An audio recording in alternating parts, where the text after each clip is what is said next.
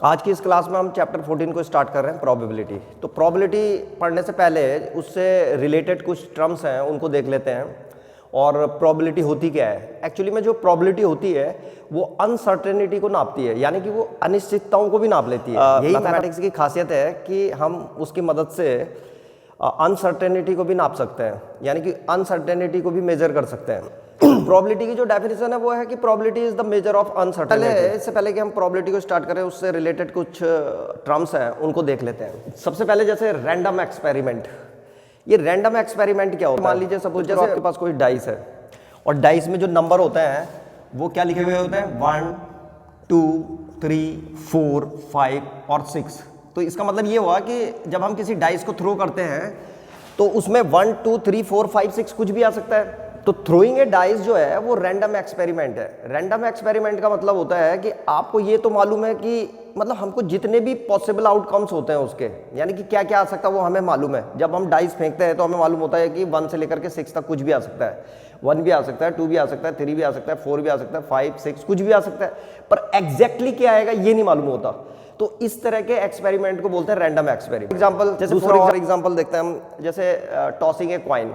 अगर हम एक क्वाइन को फेंके तो हमें मालूम होता है या तो हेड आएगा या टेल आएगा, पर एग्जैक्टली क्या आएगा ये नहीं मालूम होता। तो रैंडम एक्सपेरिमेंट सिंपल है, उसके जितने भी पॉसिबल आउटकम्स वो हमको मालूम होते हैं, लेकिन एग्जैक्टली क्या आएगा ये नहीं मालूम होता। इस तरह के एक्सपेरिमेंट को बोलते हैं रैंडम एक्सपेरिमेंट। रैंडम एक्सपेरिमेंट के बाद है हमारे पास सैंपल स्पेस। सैंपल स्पेस क्या होता है? तो कोई भी एक्सपेरिमेंट हो उसके जितने भी टोटल पॉसिबल आउटकम्स होते हैं वो सैंपल स्पेस होते हैं। जैसे थ्रोइंग ए डाइस में जो सैंपल स्पेस होगा वो ये होगा 1 2 3 4 5 6, यानी कि टोटल आउटकम्स। ऐसी किसी क्वाइन को अगर हम टॉस करेंगे तो उसके लिए जो सैंपल स्पेस होगा वो जो है हेड या क्या होगा? टेल। या तो हेड आएगा या टेल आएगा। इसको एस से दिखाते हैं सैंपल स्पेस को, यहाँ पे इसको भी एस लिख देता हूँ। तो ये एस जो है सैंपल स्पेस है। उसके बाद है अगला टर्म्स इवेंट। इवेंट क्या होता है? तो सिंगल आउटकम को जो है इवेंट बोलते हैं। जैसे यहाँ पे इवेंट जो है इस वाले के लिए, ऊपर वाले के लिए अगर हम इवेंट की बात करें तो जैसे इवेंट E1 = 1, यानी कि 1 आना किसी डाइस में वो एक इवेंट है। ऐसे 2 आना भी एक इवेंट है। तो एक सिंगल आउटकम्स को जो है इवेंट बोलते हैं। तो ये हो गया इवेंट। इवेंट के बाद है हमारे पास इक्वली लाइकली आउटकम्स। अब इसको समझो, ये प्रोबेबिलिटी में बहुत यूज होता है कि इक्वली लाइकली आउटकम्स क्या होता है। तो इक्वली लाइकली आउटकम्स को हम ऐसे समझ सकते हैं, जैसे मान लीजिए कॉइन है, तो जब हम कॉइन को टॉस करते हैं तो उसमें 2 रिजल्ट होते हैं। क्या होता है उसमें? हेड और टेल। तो जितनी जो हेड और टेल आने के जो चांसेस होते हैं वो दोनों बराबर होते हैं। आ रहा समझ में? तो इसलिए ये एक कॉइन को उछालना और उसके जो आउट पॉसिबल कम्स होते हैं वो इक्वली लाइकली होते हैं, यानी कि हेड या टेल दोनों के आने की संभावना जो है सेम होती है। हम ऐसे नहीं बोल सकते कि हेड जो है ज़्यादा बार आएगा, टेल कम बार आएगा। तो दोनों की संभावना जब सेम होती है तो उसको बोलते हैं इक्वली लाइकली आउटकम्स। जैसे जब हम डाइस को फेंकते हैं तो डाइस में जो है 1 2 3 4 5 6 रिजल्ट होते हैं ये। तो किसी के भी आने की संभावना समान होती है, बिल्कुल एक जैसी होती है। 1 के आने की पॉसिबिलिटी, 2 के आने की पॉसिबिलिटी, ये सब एक जैसी होती है। इक्वली लाइकली आउटकम्स कौन सा नहीं होगा? सपोज करो हमने एक ऐसी डाइस बनाई जिसके लिए सैंपल स्पेस आ रहे हैं S = 1 2 और 3, और उसके बाद हमने बाकी सारे के सारे 6 लिख दिए, यानी कि 4 5 की जगह में भी 6 6 है। तो अब इसके जो रिजल्ट है वो इक्वली लाइकली नहीं है। क्यों नहीं है? क्योंकि यहाँ पे हम देखते हैं ये जो 6 आने के चांसेस है वो ज्यादा होगा, क्योंकि 6 यहाँ पे 3 टाइम्स आ रखा है, और बाकी 1 टाइम्स है, 2 भी 1 टाइम्स है, 3 भी 1 टाइम्स है, और 4 5 तो है ही नहीं। तो इस तरह का जो ये इसके जो आउटकम्स होंगे ये इक्वली लाइकली आउटकम्स नहीं होंगे। तो इक्वली लाइकली आउटकम्स उनको बोलते हैं जिनमें जो है किसी भी रिजल्ट के आने की संभावना सेम होती है, एक जैसी होती है। तो वो इक्वली लाइकली आउटकम्स। के बाद फेवरेबल आउटकम्स। अब फेवरेबल आउटकम्स क्या होता है? मान लीजिए हम एक डाइस को फेंक रहे हैं और उसमें हमको 6 चाहिए। 6 आने पे जो है हमारा कुछ लाभ हो रहा है या हम जीत रहे हैं। मान लो कि हम कोई गेम खेल रहे हैं और 6 आने पे जो है हम जीत जाएंगे उस गेम को, तो वो फेवरेबल चांस है हमारा। तो 6 आएगा तो वो हमारा क्या होगा? Favourable chance. तो उसको बोलते हैं फेवरेबल चांस। कोई भी, जैसे क्वाइन उछाला जा रहा है तो क्वाइन में मान लो हमने जो है हेड मांग रखा है कि हेड चाहिए हमको, तो जो हेड होगा, जो हेड इवेंट है वो फेवरेबल चांस है, मतलब जिसमें हमको कुछ मिल रहा है, जीत रहे हैं हम जिसमें। अब उसके बाद ये प्रोबेबिलिटी का फॉर्मूला है। ये प्रोबेबिलिटी का जो फॉर्मूला होता है ये होता है number of outcomes favourable to E और टोटल नंबर पॉसिबल आउटकम्स। अब इसको समझते हैं ये क्या है। देखो इस चैप्टर की सबसे बड़ी खासियत यही है कि इसमें केवल एक ही फॉर्मूला है, ये जो मेरे पीछे लिखा हुआ है, और इस पूरे के पूरे फॉर्मूले से आपकी पूरी पूरी एक्सरसाइज कंप्लीट हो जाएगी। और इस एक्सरसाइज से बोर्ड के एग्जाम में कम से कम 4 या 5 मार्क्स तक के क्वेश्चन आते हैं। एक ही फॉर्मूला आपको 4 या 5 मार्क्स दिला सकता है, तो इसको समझने की जरूरत है। तो प्रोबेबिलिटी का जो फॉर्मूला है ये है number of outcomes favourable to E और total number of possible outcomes. ये जो ई है ये इवेंट को दिखाता है। तो मान लीजिए जैसे हमने कोई डाइस फेंकी और डाइस के जो सैंपल स्पेस होते हैं वो 1 2 3 4 5 और 6, इनमें से कुछ भी आ सकता है। तो मान लो हमें 6 चाहिए, तो 6 आने का जो इवेंट है वो फेवरेबल इवेंट हो गया हमारे पास। तो यहां पे हम लिखेंगे P और हमको क्या चाहिए 6 इज इक्वल टू, अब number of outcomes favourable to E, तो यहां पे कितने 6 है, केवल एक ही 6 है बस। तो यहां पे लिखेंगे हम 1, ये number of outcomes favourable to E.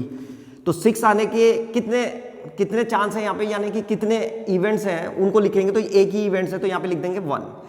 और total number of possible outcomes कितने हैं, तो ये 1 2 3 4 5 6 हैं पूरे, तो यहाँ पे आ जाएगा 6। तो इसका मतलब 6 आने की जो प्रोबेबिलिटी है वो है 1/6। थोड़ा इसको ढंग से समझते हैं। मान लो हमने एक ऐसी डाइस बनाई जिसमें 4 और 5 की जगह में भी क्या लिखा हुआ है 6 ही लिखे हुए हैं। मान लो एक ऐसी डाइस बना रखी है हमने, तो अब जो है फिर से अगर हम इसकी प्रोबेबिलिटी निकालेंगे, अभी इसके लिए एक ऐसी डाइस के लिए जिसमें 3 6 है, तो उसमें जो है अब 6 आने के जो चांसेस होंगे वो बढ़ जाएंगे। तो number of outcomes favourable to E, अब वो 1 2 3 हो गए, तो यहाँ पे आएगा ऊपर 3। और जो total number of possible outcomes है तो इनमें से कुछ भी आ सकता है, तो 1 2 ये पूरे के पूरे फिर से कितने 6, तो ऐसा आ जाएगा 6। तो इसको थोड़ा सॉल्व करेंगे तो 1 और 2, तो ये आ गया हमारे पास 1/2। पहले वाले में जो 6 आने की प्रोबेबिलिटी थी वो 1/6 आ रही थी। तो प्रोबेबिलिटी हमको ये बताती है कि शुरू में जो है 6 चांस में से केवल एक चांस था 6 आने का, और यहाँ पे ये हमें बताता है कि हर 2 चांस में से एक चांस है 6 आने का। तो इस तरह से प्रोबेबिलिटी निकाली जाती है। एक एग्जांपल और देखते हैं। सपोज करो कि एक कॉइन को उछाला गया है, ठीक है, टॉसिंग ए कॉइन, उसमें जो सैंपल स्पेस बनेंगे उसमें या तो हेड आता है या क्या आता है टेल, इस तरह से आएगा। तो अब अगर हमको मान लीजिए हमको हेड चाहिए था, तो प्रोबेबिलिटी किसकी चाहिए, हमको हेड आने की। तो हम यहाँ पे देखेंगे जो हमारा फेवरेबल चांस है वो 1 ही है, केवल एक ही बार है हेड, तो यहाँ पे लिखेंगे 1। और जो टोटल पॉसिबल आउटकम्स है, किसी कॉइन को जब उछालते हैं तो या तो हेड आता है या टेल आता है, तो 2 रिजल्ट्स आएंगे हमको, तो ये आ गया 2। तो हेड आने की जो प्रोबेबिलिटी होगी वो 1/2 होगी। तो इस तरह से निकाल लेते हैं। इसमें एक चीज़ और समझनी है हमको कि जो प्रोबेबिलिटी की जो वैल्यू होती है वो 1 से लेकर के 0 के बीच में होती है। इसका मतलब प्रोबेबिलिटी की जो मैक्सिमम वैल्यू होती है वो 1 आ सकती है, और जो मिनिमम वैल्यू होगी वो 0 आ सकती है। 0 से नीचे नहीं जा सकती, 1 से ऊपर नहीं जा सकती। इसको ऐसे लिखते हैं, ये जो प्रोबेबिलिटी है, प्रोबेबिलिटी की वैल्यू 1 से और ऐसे करके 1 और 0 के बीच में होती है प्रोबेबिलिटी की वैल्यू, यानी कि 0 से नीचे नहीं जा सकती। 0 से नीचे का मतलब हो गया नेगेटिव नहीं हो सकती, और प्रोबेबिलिटी की वैल्यू जो है 1 से ऊपर नहीं जा सकती, यानी कि 1 से ऊपर की वैल्यूज नहीं आएंगी इसमें। अब इसका मतलब प्रोबेबिलिटी की वैल्यू PE = 0 आ सकती है, PE = 1 भी आ सकता है। तो ये दोनों जो इवेंट्स होते हैं ये एक स्पेसिफिक इवेंट्स को दिखाते हैं। अगर किसी की भी प्रोबेबिलिटी 1 आती है तो उसको बोलते हैं हम श्योर इवेंट्स, ये है श्योर इवेंट। और अगर किसी की प्रोबेबिलिटी 0 आती है तो उसको बोलते हैं हम इम्पॉसिबल इवेंट। तो ये इम्पॉसिबल इवेंट हो गया।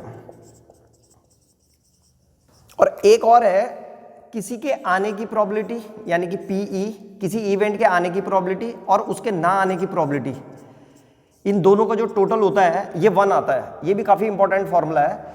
इसको समझने के लिए हम एक एग्जांपल से समझते हैं इसको। तो किसी इवेंट के आने की प्रोबेबिलिटी और उसके ना आने की प्रोबेबिलिटी 1 होती है।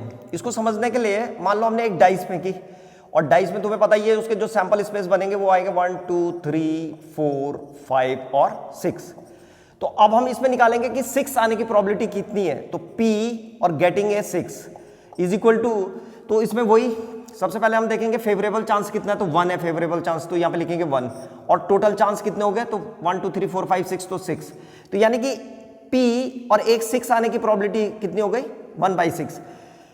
अब यहां पे लिखेंगे प्रोबेबिलिटी निकाल रहे हैं नॉट 6 ना आने की प्रोबेबिलिटी कितनी होगी, तो 6 ना आने की प्रोबेबिलिटी जो है 6 को छोड़ के बाकी कुछ भी आना चाहिए 1 2 3 4 5, इन 5 में से कुछ भी आ जाए वो 6 के ना आने की प्रोबेबिलिटी होगी। तो इसका मतलब अब इसके लिए जो फेवरेबल चांसेस है वो 5 है, तो यहां पे लिखेंगे 5 और जो टोटल चांसेस है वो कितने हैं 6। अब इन दोनों को ऐड करेंगे P6 यानी कि 6 आने की प्रोबेबिलिटी और P नॉट 6 यानी कि 6 ना आने की प्रोबेबिलिटी, इन दोनों का टोटल करके देख रहे हैं तो 1/6 और प्लस 5/6 तो कितना हो जाएगा ये 6/6 इज इक्वल टू 1 आ गया। तो यही समझा रहा था मैं कि ये जो प्रोबेबिलिटी होती है किसी के आने की प्रोबेबिलिटी और किसी के ना आने की प्रोबेबिलिटी, इनका टोटल हमेशा जो है 1 आता है। तो अभी तक हमने जितने भी टर्म्स पढ़े और प्रोबेबिलिटी का फॉर्मूला पढ़ा उन सबको एक बार फिर से अच्छी तरह से समझने के लिए हम एक एग्जांपल को सॉल्व कर रहे हैं।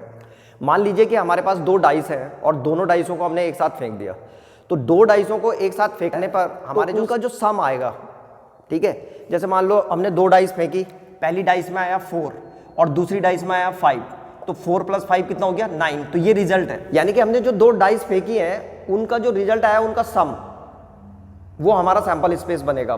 तो इस तरह से हम जब 2 डाइसों को फेंकेंगे तो हमारे पास जो सम आएंगे वो कहां से कहां तक आएंगे, तो सबसे पहले जो सम आएगा वो आएगा 2, 1 नहीं आ सकता इसमें। 1 इसलिए नहीं आएगा क्योंकि अगर मान लो पहली डाइस में 1 आया और दूसरी डाइस में भी 1 आ गया तो जो सबसे छोटा रिजल्ट आएगा हमारे पास वो 2 आएगा, और जो सबसे बड़ा रिजल्ट आएगा वो पहली डाइस में 6 और दूसरी डाइस में 6, तो कितना आ जाएगा 12। तो इस तरह से आएगा हमारे पास। तो जितने भी सम आएंगे वो 2 से लेकर के और 12 तक के बीच में आएंगे, यानी कि 2 3 4 5 6 ऐसे करके। तो मान लो अब मैं 2 डाइस को फेंकने वाला हूँ, ठीक है, और तुम लोग सोचो कि तुम्हें क्या चाहिए, कौन सा सम लेने वाले हो तुम, उसमें 3 4 5 जो भी रैंडमली तुम्हें चाहिए वो छांट लो। तो हम ये देखेंगे चेक करके कौन सा सम जो है सबसे ज़्यादा बार आने वाला है। तो जब हम 2 डाइस को फेंकेंगे तो उनका सम 2 से लेकर के 12 तक कुछ भी हो सकता है। तो 2 कब आएगा, जब पहली डाइस में 1 और दूसरी डाइस में 1 आए, बस एक ही रिजल्ट है। ऐसी 3 कब आएगा, 3 तब आएगा जब पहली वाली में 1 आए और दूसरे में 2 आए, या फिर पहले वाले में 2 आ जाए, 2 और 1 ऐसे करके ये 2 रिजल्ट आ सकते हैं। 4 कब आएगा, या तो पहले वाले में 1 नंबर आए और दूसरे में 3 आ जाए, या पहले वाले में 2 दूसरे में 2 आ जाए, या फिर पहले वाले में 3 आ जाए और दूसरे वाले में 1 आ जाए। तो इसके जो है 4 आने के जो है 3 चांसेस हैं। ऐसी 5 कब आएगा, जब पहले वाले में 1 आ जाए और इसमें 4, या फिर पहले वाले में 2 आए और दूसरे में 3, या फिर पहले वाले में 3 आ जाए और दूसरे में 2 आ जाए तो 3 2, या फिर पहले वाले में 4 आ जाए और दूसरे में 1 आ जाए। तो इस तरह से इसके ये रिजल्ट है इसके 5 आने के। ऐसी 6 आने के क्या रिजल्ट होंगे, 6 कब आएगा सम, या तो पहली वाली डाइस में 1 आ जाए और दूसरे में कितना आ जाए 5, ऐसी या तो पहली में 2 और दूसरे में 4, या फिर पहले में 3 आ जाए और दूसरे में भी 3 आ जाए, या फिर पहले वाले में 4 आ जाए और दूसरे वाले में 2 आ जाए, या फिर पहले वाले में जो है 5 आ जाए और दूसरे वाले में 1 आ जाए। तो इस तरह से ये 6 आने के चांसेस हैं। ये तुम देख रहे हो हम यहाँ पे क्या कर रहे हैं कि जैसे यहाँ पे मैंने 1 लिखा हुआ है तो इसको मैं बढ़ा रहा हूँ, 1 2 यहाँ पे 3 कर दिया और इसको माइनस, इसको एक एक कम कर रहे हैं, 5 4 3, तो इस तरह से बनाए जा सकते हैं आराम से। 7 आने के चांसेस क्या होंगे, या तो पहले वाले में 1 आ जाए और दूसरी वाली डाइस में 6 आ जाए, या फिर इसमें पहले वाले में 2 आ जाए और दूसरे वाले में कितना आ जाए 5, या फिर पहले वाले में 3 और 4, या फिर इसमें 4 आ जाए और इसमें 3 आ जाए पहले वाले, या फिर पहली वाली डाइस में 5 आ जाए और दूसरी वाली डाइस में 2 आ जाए, या फिर पहली वाली डाइस में 6 आ जाए और दूसरे वाले में 1 आ जाए। तो इस तरह से ये सैंपल स्पेस बना दिए। इसी तरह से हम 8 9 10 11 12 के बना सकते हैं। तो मैं बना रहा हूँ इसको। 8 का आ जाएगा हमारे पास 2 और 6, 3 और 5, 4 और 4, 3 और 5, और यहाँ पे आ जाएगा 2 और 6। ऐसी 9 का जो आएगा ये आ जाएगा हमारे पास, पहले वाले में आना चाहिए 3 और 6, 4 और 5, 5 और 4 और 6 और 3। ऐसी 10 का जो आएगा, 10 के लिए 4 6, 5 5 और 6 4। 11 तब आएगा जब यहाँ पे 6 और 5 आएगा, या फिर इसमें 5 और 6 आएगा, और 12 आने का केवल एक ही चांस है 6 6। तो इस तरह से हम देखते हैं कि 2 आने का केवल एक ही चांस है, 3 आने के 2 चांसेस है, 4 आने के जो है 3 चांसेस है, 5 आने के जो है 4 चांसेस है, 6 आने के जो है 5 चांसेस है, और 7 आने के जो है ये कितने चांसेस है 6, और 8 आने के जो है फिर से 5 चांसेस है। ऐसे 9 आने के जो है फिर से कितने चांसेस है 4, और 10 आने के जो है 3, 11 आने के कितने हैं 2, और 6 आने के जो चांसेस हैं वो कितने हैं 1। हम देखते हैं कि इसमें सबसे ज्यादा जो चांस है वो 7 का आने का है। अब जो दिमागदार आदमी होगा या जिसने प्रोबेबिलिटी पढ़ी होगी, तो कभी भी अगर 2 डाइस को फेंकेंगे तो वो सम उसका जो फेवरेबल चांस होगा या जो मांगेगा वो बोलेगा भाई मुझे 7 चाहिए, क्योंकि उसे पता है कि 7 जो है सबसे ज़्यादा बार आएगा, और इसीलिए 7 आने के चांसेस सबसे ज़्यादा होंगे, उसकी प्रोबेबिलिटी सबसे ज़्यादा होगी। अगर हम यहाँ पे P7 निकालें कि 7 आने की प्रोबेबिलिटी कितनी है, तो 7 आने की प्रोबेबिलिटी जो है इसके फेवरेबल चांसेस कितने हैं 7 आने के 6 चांस जो ऐसे हैं जिसमें 7 आएगा, तो यहाँ पे लिखेंगे 6, और टोटल जो चांसेस थे ये इनको अगर हम काउंट करें तो ये 36 होते हैं, तो यहाँ पे 36, तो यहाँ पे आ जाएगा ये 1/6, यानी कि हर 6 चांस में एक चांस जो है टोटल किसको आने का है 7, कि 7 टोटल आएगा। तो हम क्या करते हैं इसमें सभी की प्रोबेबिलिटी निकाल देते हैं, तो यहाँ पे 2 आने की प्रोबेबिलिटी कितनी हो जाएगी 1/36। ऐसे ही 3 आने की प्रोबेबिलिटी, इसके 2 फेवरेबल चांसेस हैं, तो P3 ये आ जाएगा हमारे पास 2/36।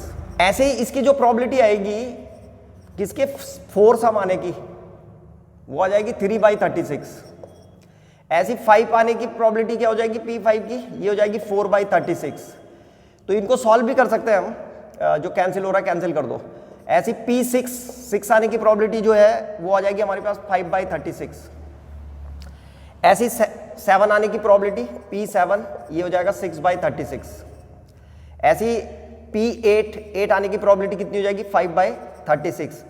ऐसी P9 आने की प्रोबेबिलिटी कितनी हो जाएगी 4/36। और P10 आने की प्रोबेबिलिटी 3/36। ऐसी P11 आने की प्रोबेबिलिटी 2/36, और P12 आने की प्रोबेबिलिटी 1/36। तो सबसे ज़्यादा जो प्रोबेबिलिटी है वो P7 आने की प्रोबेबिलिटी है। और तुम लोगों को बता दूं मैं, एक क्वेश्चन है तुम्हारे पास एक्सरसाइज 14.1 में, एक क्वेश्चन नंबर 22 है। इसमें लिखा हुआ है कि एक टेबल दे रखी थी तुम्हें और एक तो कंप्लीट करनी थी उस टेबल को, तो ये इसकी मदद से तुम आराम से इस क्वेश्चन को सॉल्व कर सकते हो 22 वाले को। और इसका जो पहला पार्ट है उसमें तो कंप्लीट करनी है टेबल को, दूसरे पार्ट में उसमें लिखा हुआ था कि a student argue that there are 11 possible outcomes 2 3 4 5 7 8 9 10 11 and 12, therefore each of them has the probability 1/11. Do you agree with this argument? Justify your answer. अगर हम इनको यहाँ से यहाँ तक काउंट कर रहे हैं तो ये 11 है, तो वो कह रहा था कि 11 पॉसिबल आउटकम्स है। उसका मतलब ये था कि जब 2 डाइस को अगर हम फेंकेंगे सम क्या क्या आ सकता है 2 3 4 5 6 7 8 ये आ सकते हैं रिजल्ट। तो ये रिजल्ट जो थे ये कितने हैं, ये है 11। तो वो कह रहा था कि हर किसी के आने की जो प्रोबेबिलिटी है वो 1/11 है, तो गलत कह रहा है, वो 1/11 नहीं है प्रोबेबिलिटी। अभी हमने निकाल रखी है सबकी प्रोबेबिलिटी अलग अलग है। और उसका रीजन क्या है, स्टार्टिंग में मैं तुम्हें इक्वली लाइकली आउटकम्स के बारे में बता रहा था, तो ये एक अच्छा एग्जांपल है इक्वली लाइकली आउटकम्स को समझने का। ये इक्वली लाइकली आउटकम्स नहीं है, क्यों? क्योंकि इसमें हम देख रहे हैं जो 2 है, सम 2 वो केवल एक ही बार आ रखा है, 36 चांसेस में से उसका केवल एक ही चांस है। जबकि जो 3 है वो 2 बार है, 2 टाइम्स। जो 4 है वो 3 टाइम्स है। ऐसी 5 टोटल आने का जो चांस है वो 4 टाइम्स है। 6 आने का चांस जो है वो 5 टाइम्स है। तो सबके लिए अलग अलग है, 7 के लिए 6 है, फिर 8 के लिए 5 है, तो अलग अलग है, एक जैसे नहीं है। ये तब इक्वली लाइकली आउटकम्स होते हैं जब सम जो है सबका एक जैसे चांसेस आते हैं, यानी कि सबके लिए एक जैसे रिजल्ट होते हैं। यहाँ पे जैसे 2 आने का चांसेस 1 है, तो 3 आने का भी 1 होना चाहिए था, 4 का भी 1 होना चाहिए था, एक जैसे होना चाहिए था, तब ये इक्वली लाइकली आउटकम्स होते हैं। तो सबके अलग अलग है, तो ये इक्वली लाइकली आउटकम्स नहीं है। मुझे विश्वास है कि आप लोगों की समझ में थोड़ा बहुत प्रोबेबिलिटी जरूर आ गई होगी। तो और बाकी जो बचेगा हम जब क्वेश्चन सॉल्व करेंगे एक्सरसाइज का तो समझ में आ जाएगी। तो ये था प्रोबेबिलिटी का सिंपल सा इंट्रोडक्शन, और अब हम क्वेश्चनों को सॉल्व करेंगे।